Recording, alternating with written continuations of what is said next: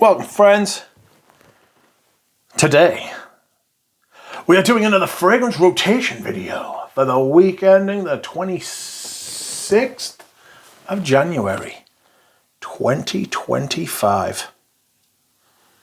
Tremendous. Once again, friends, I have returned to you. This time I have a fragrance rotation video. And what an unusual week it's been. I've worn a few things I haven't worn for a long time this week, which is good. So let's start, shall we? Let's start at the beginning. On Monday, I wore New Harlem by Bond Number 9. Now, this is the vintage. This is the older bottle. This has had two releases. It had its original release. When did you have your original release? I think it was in 2005, 2003. Good heavens. It was made by Maurice Roussel. This is actually, this is the best fragrance by the house. It's not a high bar. It's not a great house. It's one of the worst niche houses. It's one of the worst niche houses there is, if I'm being honest. I can't think of many worse. But this is a tremendous perfume. It's a big Tonka bomb. It's got coffee, tonka bean, vanilla, like sweet maple syrup type vibe. It's meant to smell like an American breakfast, like a New York breakfast type of thing, you know, pancakes, syrup. And it does, but it's very it's very sweet, but not, it's got like that sugary kind of sweetness, but not too much. It's not like some of the stuff that's around now, which is insane. So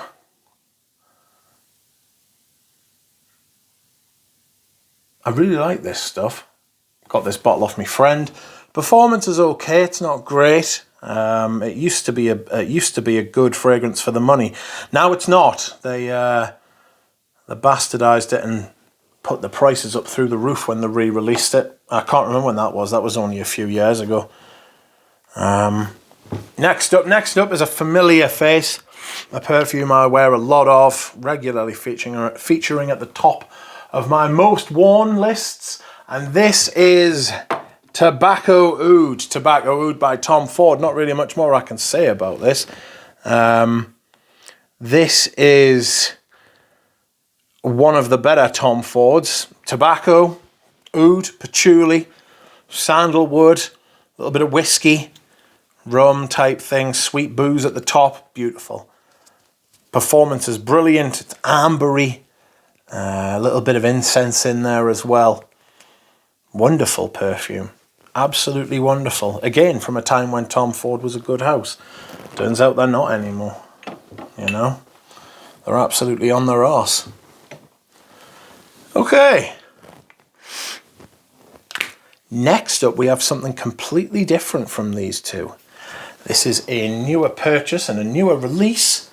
This is Encens Japonais by Aries de Venustis. Released in 2021, made by Bertrand Duchefort, who has just released his own perfume line, L'Entrepiste. Sending all his perfumes out to influencers, the shithouse. Not a big fan of that, but not to worry. This has got a lot going on. Narcissus, iris, musk, frankincense, other incense, fruity kind of like orangey, clovey kind of thing. Pepper. Main note is like a big frankincense, but I get a little bit of sweetness in the top. I get a little bit of something, could be the pink pepper and the rose, but something a little bit sweet at the top. It's beautiful though. I absolutely love this stuff. It's absolutely wonderful. It's a good house. I've now got 3 perfumes by them.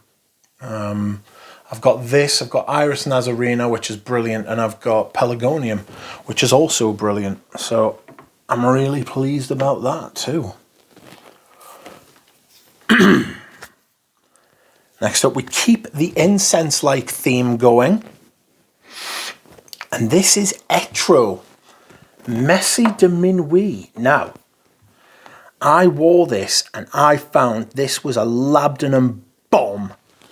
An absolute labdanum bomb. It's rubbery, thick, sticky, leathery kind of labdanum. There's some myrrh in there. There's a bit of it, frankincense, cinnamon, something a little bit fruity and citrusy at the top, which apparently is a much bigger part of the fragrance in its modern iteration. This is a vintage one.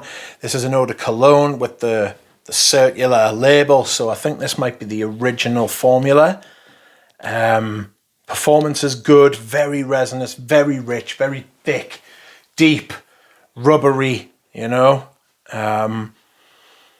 Not a huge fan of labdanum. If there was a bit of vanilla in there as well, and some, well, there is some benzoin, I think. There's myrrh, but I could do with something a little bit sweeter and creamier to just take the grip off that kind of, that sticky labdanum.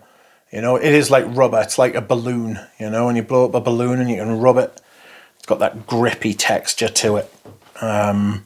Not sure how I feel. I might part with this. I've got it up for sale, but we'll see. We'll see. But if you like labdanum, you'd absolutely love this. Jesus Christ. Extremely labdanum-y. Okay. Next up is a fragrance I haven't worn for a while, and I went through my decant pile thing and had a look. I have decanted this. It is from Dior, and this is Patchouli Imperial. I have got a 450ml bottle of this, so fear not. This is so good. It's a very easy to wear fragrance, you know. Patchouli.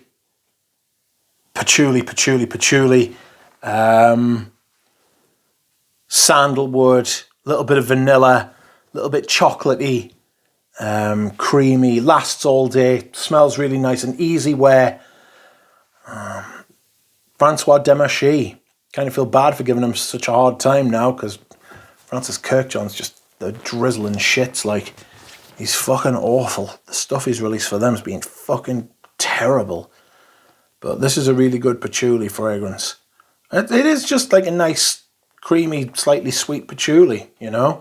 Very wearable, very nice. And I've got the 450ml because I didn't want to run out of it. And thank God I did now, you know. I bought these years ago.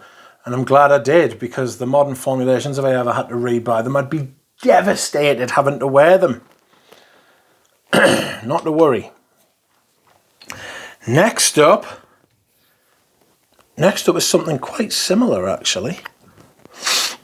And this is Santal Noble. This is Santal Noble by Maitre Parfumeur et Gantier. You know? I absolutely love the smell of this. I really do. But I'll say this, I find it quite difficult to smell on myself, you know? I don't know if it was just me yesterday, or if it was because it was a storm, or what it could have been. But I didn't get very much presence from it, you know, which was kind of a shame. But I really love the smell. The sandalwood's amazing. There's coffee, incense. I get some patchouli, amber. Fantastic. And this is the vintage version too. Absolutely beautiful. I'm going to spend more time with it. See if I can get used to smelling it. And last but not least, friends, is a Serge Lutens I haven't worn for a long time. This is Rousse. Rousse means redhead in French. I didn't realise that. It means redhead in French, you know.